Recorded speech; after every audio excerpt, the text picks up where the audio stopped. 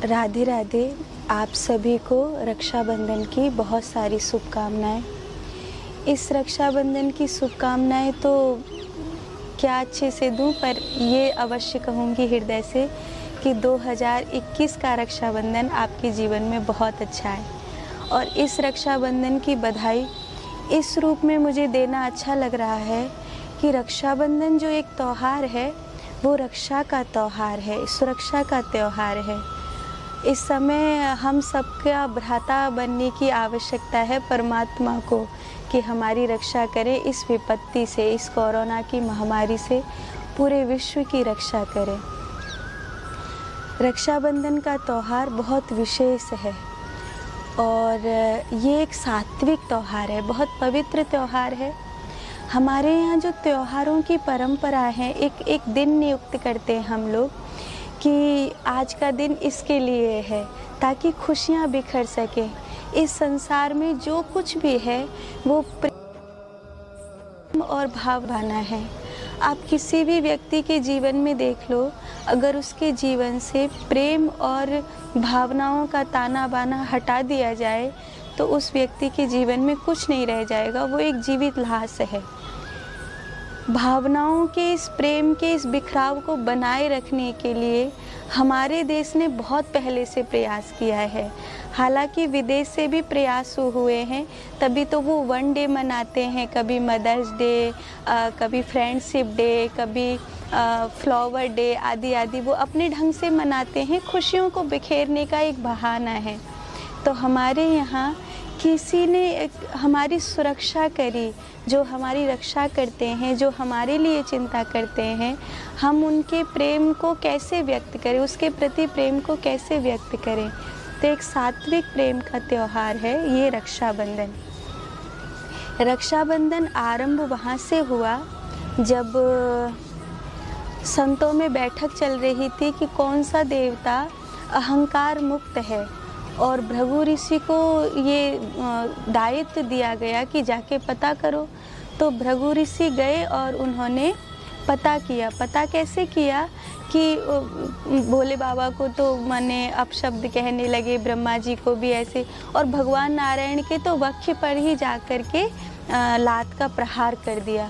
तो चूँकि लक्ष्मी जी भृगु पुत्री हैं, ख्याति ऋषि की ख्याति की बेटी हैं, भृगु ऋषि की पुत्री हैं, तो अपनी माँ ख्याति से कहकर कि आज पिता ने ठीक नहीं किया है और उन्होंने मेरे स्वामी के वक्ष पर प्रहार किया है जो मुझे स्वीकार्य नहीं है, इसीलिए मैं अब भृगुपुत्री नहीं कहलाना चाहती। वो समुद्र में अपने आप को विलीन कर गई और एक बहुत लंबे समय तक ब्रह्मांड ने दरिद्रता का सामना किया। फिर बहुत प्रार्थनाओं के बाद समुद्र मंथन हुआ। समुद्र मंथन हुआ, भगवान स्वयं उसमें कूर्म अवतार लेकर के प्रकट हुए और भगवती श्री लक्ष्मी जी का प्राकट्य हुआ। जैसे ही लक्ष्मी जी प्रकट हुई, श्री संपदा का संचार हुआ, तो एक प्रकार से पूरे ब्रह्मांड में चाह पैदा हुई कि लक्ष्मी जी मुझे मिले। लेकिन उस समय महादेव ने निर्णय किया और श्री लक्ष्मी जी की वरमाला भगवान नारायण के गले में, जो सदा सदा उनके स्वामी हैं, उनके गले में पड़वाई। तो लक्ष्मी जी ने उसी क्षण कहा था कि हे देव, सबने चाह करी मेरी, लेकिन आपने मेरे प्रति जो एक दायित्व होता है, उचित दायित्व जो होता है एक नारी के प्रति, वो आपने निभाया है और मुझे मेरे स्वामी से मिलवाया। आज पूरे ब्रह्मांड से आपने मेरी रक्षा करी है, आज से आप मेरे भ्राता हो। ऐसा कहकर लक्ष्मी जी ने महादेव को भ्राता कहा, और जैसे ही लक्ष्मी जी ने महादेव को भ्राता कहा तो महादेव बहुत प्रसन्न हुए और आज से आप मेरी बहन हैं, ऐसा कहकर उनका कंठ अवरुद्ध हो गया और वो गदगद कंठ होकर बोले कि जब कोई बहन अपने भाई के प्रति प्रेम व्यक्त करेगी तो कुछ न कुछ उसके बदले में भाई को भी देना पड़ेगा। पर मैं तो वैरागी हूँ और तुम श्री की संपदा की देवी हो, आपके पास तो सब कुछ है, मेरे पास तो ऐसा कुछ भी नहीं है जो मैं आपको दे सकूं। तो कहा कि लोग मुझे महादेव कहते हैं, ये जो शब्द है महानता का, ये मेरे लिए विभूषित किया गया है। आज से मैं ये शब्द आपको देता हूँ और आज से आप केवल लक्ष्मी नहीं, आज से आप महालक्ष्मी कहलाएंगी। तो महादेव ने ये भेंट दी श्री लक्ष्मी जी को। उसके बाद ये भ्राता और बहन की परंपरा चल पड़ी। बाद में जब श्री सती को आवश्यकता पड़ी महादेव से मिलन की, तब भगवान नारायण ने भ्राता होने का कर्तव्य निभाया और श्री सती जी को महादेव से मिलवाया। बाद में पार्वती जी के संबंध में भी यही आता है, इसीलिए कहते हैं, देवताओं ने स्तुति भी करी, देव देव महादेव करुणा सागरम प्रभु त्वं पिता जगताम ताता सती माता खिलस्य च। माने हम जगत के पिता महादेव को और जगत की माता श्री सती को प्रणाम करते हैं। सती श्यामा है और भगवान नारायण भी श्याम है। भगवान महादेव गोरे हैं और श्री लक्ष्मी जी भी गोरी हैं, इसलिए कहते हैं लक्ष्मी जी और महादेव बहन भाई हैं और श्री सती और भगवान नारायण बहन भाई हैं, ऐसा माना जाता है। यही परंपरा फिर आगे चली। एक समय की बात है, आपने कथा सुनी है, जब राजा बलि ने तीनों त्रिलोकी को नाप लिया था और वामन भगवान गए और भिक्षा के बहाने ही 3 पग धरती मांगी। 2 पग में राजा बलि का सब कुछ नाप लिया उन्होंने और तीसरा पग राजा बलि के मस्तक पर रखा। प्रसन्न होकर के भगवान ने स्वयं राजा बलि से वरदान मांगने को कहा और राजा बलि ने अपने महल में द्वार पर रहने के लिए वामन भगवान से आग्रह किया। भगवान सदा के लिए राजा बलि के द्वार पर रह गए और इस तरह बैकुंठ सूना हुआ। लक्ष्मी जी भगवान को ढूंढते हुए चली तो एक साधारण साध्वी के रूप में लक्ष्मी जी घूम रही थीं।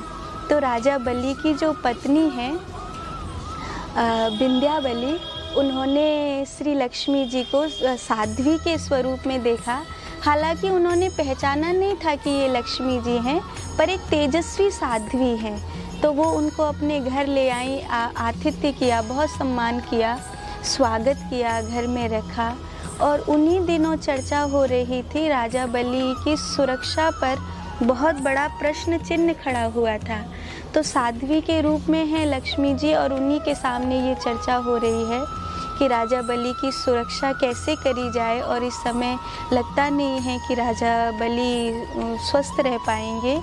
तो धीरे से लक्ष्मी जी ने, जो साध्वी के रूप में थी, एक रेशम का धागा लिया और बलि के हाथ पर बांधा।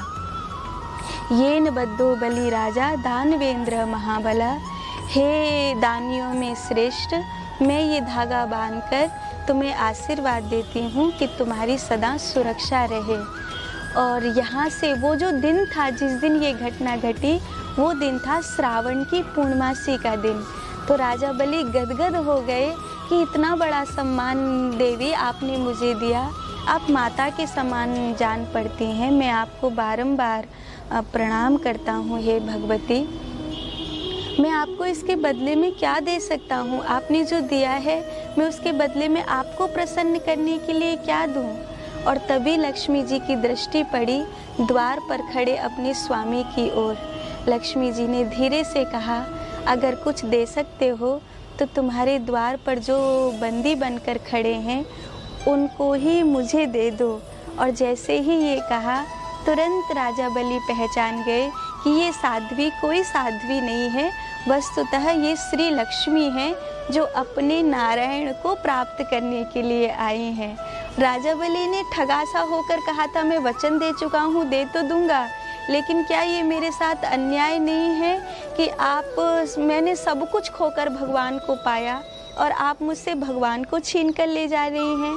तब वामन भगवान ने कहा, एक रूप से ये सत्य है कि लक्ष्मी जी के साथ मैं जा रहा हूँ, पर एक रूप से सदा तुम्हारे पास रहूँगा और तुम्हारे वंश में भी कभी श्री की संपदा की कमी नहीं होगी। लक्ष्मी जी ने ऐसा वरदान दिया। तो वहाँ से श्रावण की पूर्णिमा के दिन ये अलौकिक घटना घटी। वहाँ से ये त्यौहार आरंभ हुआ।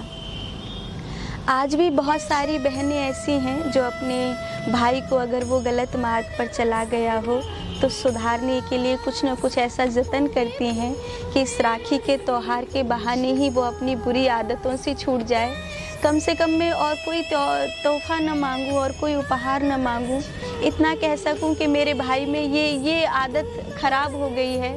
अगर उपहार के रूप में मैं उसे अपनी समस्त भावनाएं दे रही हूँ, प्रेम दे रही हूँ, तो इसके बदले में वो कम से कम मुझे ये वचन दे कि इस बुरी आदत से वो अपने आप को बचा लेगा, या किसी बुरी संगत में फंस गया है तो उससे अपने आप को बचा लेगा। ये सुरक्षा का प्रश्न है। और ये जो धागा है, जैसे हम लोग कहते हैं मंगलसूत्र पहनाना, कंकण सूत्र पहनाना, रक्षा सूत्र पहनाना, बस ऐसे ही है कि एक शरीर, बुद्धि की अपनी एक याददाश्त होती है और शरीर की अपनी एक याददाश्त होती है। अगर वैज्ञानिक दृष्टि से देखा जाए तो बुद्धि की याददाश्त को भुलाया जा सकता है, लेकिन शरीर की याददाश्त को इतनी जल्दी नहीं भुलाया जा सकता। आपने कभी प्रैक्टिकल देखा हो तो जब कोई व्यक्ति अपनी याददाश्त खो चुका होता है तब उसे वापस सारी चीज़ें कैसे याद दिलाई जाती है? उसकी शरीर की याददाश्त के बहाने। जैसे किसी अपने ने कोई हाथ छुआ है तो शरीर उस चीज़ को कैच करता है कि ये स्पर्श पहले भी मुझे हुआ है, ये स्पर्श मेरी माँ का है, चाहे वो बहुत माने अब इतने सालों बाद मिली है कि वो भूल भी गया है कि ये मेरी माँ है, कि ये मेरा भाई है या कोई मेरा अपना है। शरीर की अपनी एक याददाश्त होती है। तो जब कोई बहन अपने भाई के हाथ पर वो धागा बांधती है तो शरीर में एक प्रकार की याददाश्त पैदा होती है कि ये मेरी बहन है और इसके प्रति मुझे सुरक्षा करनी है। और राखी केवल भाई ही बंधवाए और केवल बहन ही बांधे, ऐसा नहीं है। राखी आप उन सबको दीजिए जिनके प्रति आपको लगता है कि वो सुरक्षा करने वाले हैं। विपत्ति के समय में जब सारी दुनिया आपसे अलग हो गई थी और आपके अगेंस्ट हो गई थी, उस समय भी अगर कोई साथ देने वाला है, वो किसी भी मोड़ पर हो सकता है, आध्यात्मिक मोड़ पर भी हो सकता है, सामाजिक मोड़ पर भी हो सकता है, कोई भी ऐसी परिस्थिति हो सकती है। इसलिए राखी केवल भाई को ही नहीं बांधी जाती, राखी अपने भगवान को भी बांधी जाती है, राखी अपने सद्गुरु को भी बांधी जाती है, राखी अपनी माँ को भी बांधी जाती है, राखी देश के फौजियों को भी बांधी जाती है, राखी डॉक्टर को भी बांधी जाती है। राखी उस सब के लिए है, ये धागा उन सब के लिए है जो कभी हमारा साथ देते हैं। अगर आपको लगता है कि कोई ऐसे हैं जो आपका साथ देते हैं तो आपकी राखी उनके प्रति होनी चाहिए। ये एक सुरक्षा, ये एक भावनाओं का बहुत प्यारा लेन देन है और बहुत सात्विक लेन देन है। इसमें कहीं पर भी कोई नेगेटिविटी नहीं है। आज वो समय है कि आप एक बात कहीं से कहें और उसको पूरी दुनिया सुन सके। आज बहुत ज़माने ने तरक्की करी है, भाग्यशाली है ये पीढ़ी जो एसी में बैठ सकती है, मोबाइल देख सकती है, अपनी बात को सारी दुनिया तक पहुंचा सकती है। तो इस रक्षाबंधन पर एक सन्यासी होने के नाते मैं आपको शुभकामना दूंगी। और ये जो समय है ये कोरोना काल है और मेरी एक आपसे प्रार्थना है कि अगर मेरी भावनात्मक राखी इस वीडियो के द्वारा आप तक पहुंच रही हो तो इतना अवश्य करिएगा कि जो भी नेगेटिव चीज़ सोशल मीडिया पर प्रसारित हो रही है, आप उसको रोक तो नहीं सकते, पर अच्छी चीज़ों की बाढ़ सोशल मीडिया पर ज़रूर ला सकते हैं। हालांकि उल्टे लोग तो कभी सुधरेंगे नहीं। अगर ऐसी चीज़ है हमारे पास कि एक व्यक्ति कोई बात कहे तो पूरी दुनिया उसे सुन सके, तो हमें ये तय करना चाहिए कि हमारे पास ऐसा क्या है जिसे हमें सारी दुनिया को सुनाना है।